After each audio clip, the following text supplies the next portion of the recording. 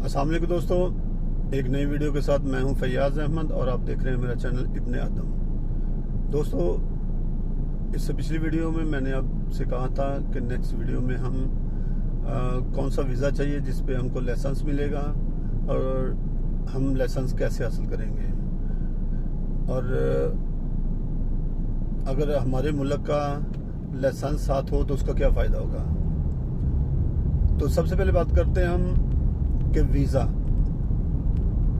दोस्तों, अगर आप चाहते हैं कि यहाँ पे आकर ड्राइविंग करना चाह रहे हैं तो उसके लिए आपको मस्ट अच्छे प्रोफेशन का वीज़ा चाहिए।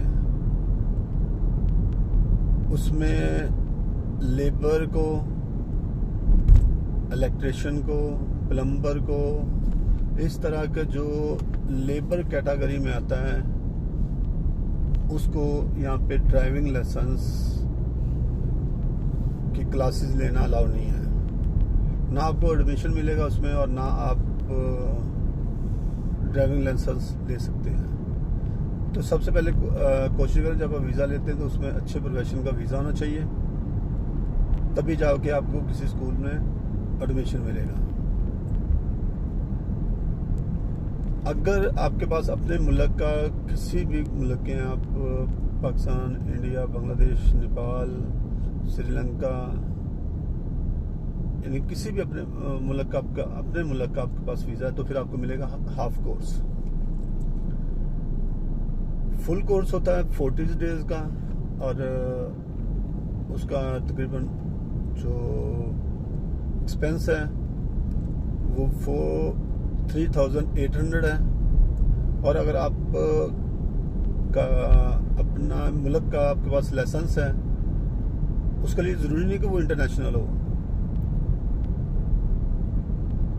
उसमें बस ये है कि आपके मुल्क का लाइसेंस होना चाहिए।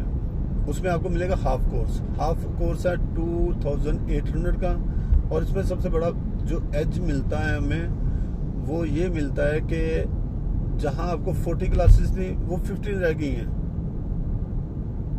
यानी कि हाफ से भी कम हो जाता है। तो आपको अगर अपने मुल्क से ड्राइविंग सीख के आते हैं और वहाँ का लाइसेंस लेके आते हैं तो इसमें आपको काफ़ी बेनिफिट हो सकता है।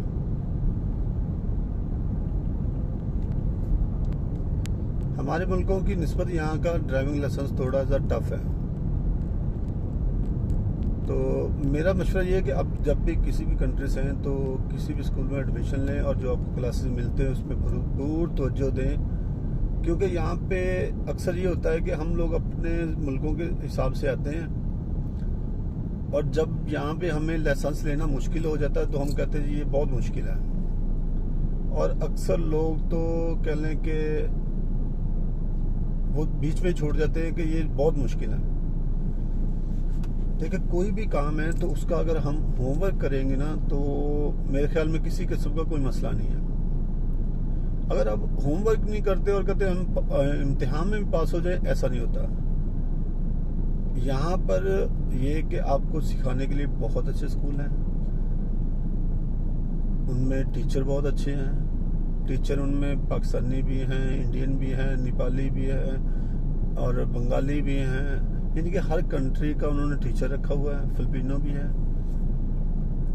तो जब आप एडमिशन लेते हैं तो ये आपके पास चॉइस है कि आपने कौन से मुल्क का इंस्ट्रक्टर लेना है। तो आप वहीं पे उनको कहते हैं कि हमें, यानी कि किसी भी मुल्क के आप हैं तो आप कहेंगे हमारे मुल्क का हमें बंदा दे दें, तो फिर वो आपको बता देंगे, आपको आपके ही मुल्क का बंदा देंगे। उससे सबसे बड़ा बेनिफिट ये होता है कि इंसान को जो उर्दू समझता है, हिंदी समझता है, उसके लिए वही ज़बान ठीक है। अब एक बंदा बंगाली समझता है, उसको उर्दू नहीं आती तो वो थोड़ी बहुत आती भी तो वो समझ में से बाहर हो जाएगी। और ड्राइविंग में नाकाम होने की सबसे बड़ी वजह भी यही है कि हम लोग इस बात पे गौर ही नहीं करते कि आया कि हमें टीचर किस तरह का होना चाहिए। देखें, जिस तरह बाप है इसी तरह टीचर हैं। आप टीचर की इज्जत करेंगे तो ही कामयाब होंगे ना। और सबसे बड़ी बात यह है कि जो एहतराम है ना टीचर का, वो आप सेम अपने माँ वालिदैन की तरह करें तो इंशाल्लाह कामयाबी आपको मिलेगी। अब आ जाएं कि ड्राइविंग में कितनी तरह की कैटेगरी है। ड्राइविंग में जब आप एडमिशन लेने के लिए जाते हैं तो आपको एक तो नॉर्मल होता है कि आपने एडमिशन ले लिया, फिर आपका वो पहले तो सिग्नल टेस्ट होगा। सिग्नल टेस्ट होने के बाद फिर आपको डेट मिलेगी रोड टेस्ट की, फिर एल पार्किंग की, फिर बी पार्किंग की, फिर आपका टोटल क्लियर होगा। वो होता है नॉर्मल, उसका तकरीबन वही मैंने आपको बताया 3800। अब दूसरी कैटेगरी आ गई वीआईपी की। अब वही वीआईपी किस लिए कहते हैं इसको, कोर्स को? वीआईपी में ये होता है कि आपने एडमिशन ले लिया, आपका एडमिशन होने के बाद आपका सिग्नल टेस्ट फौरी होता है, और उसके बाद आपकी क्लासेस हैं कि आपने कितनी लेनी, 40 लेनी है, हाफ कोर्स है या फुल कोर्स है, उस हिसाब से आपकी क्लासेस होंगी। जब क्लासेस ख़त्म होंगी तो उसके फ़ौरन बाद टेस्ट हो जाएगा, जबकि नॉर्मल वाले को ये सहूलत मैसर नहीं है। नॉर्मल वाले को तो डेट मिलती 3 माह की, 4 माह की, मंथ की, क्योंकि यहाँ पे रश बहुत ज़्यादा है, तो इसलिए वो जैसे जैसे आप नॉर्मल में आएंगे तो आपको वो इस तरह मिलेगा। लेकिन अगर वीआईपी में जाते हैं तो वीआईपी में वेट नहीं करवाते, जैसे ही आपकी क्लासेस ख़त्म हुई वो आपका रोड टेस्ट लेंगे, फिर एल पार्किंग, फिर पी पार्किंग हो जाएगी। अब तीसरी कैटेगरी यहाँ पे है एग्जेक्टिव की। सॉरी, वीआईपी में एक और भी आपको सहूलत है कि गाड़ी आपको स्पेशल कार आपको लेने आएगी और आपको छोड़ के भी जाएगी। वीआईपी में ये होता है। अब इससे ऊपर आ जाए एग्जेक्टिव क्लास।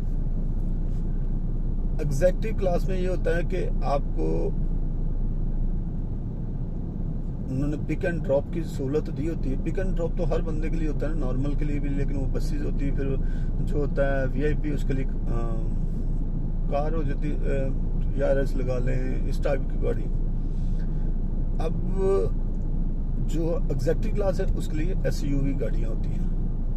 आपको लेने के लिए वही गाड़ी आएगी, आपको ट्रेनिंग उसी में मिलेगी, और बाकी प्रोसीजर वही जो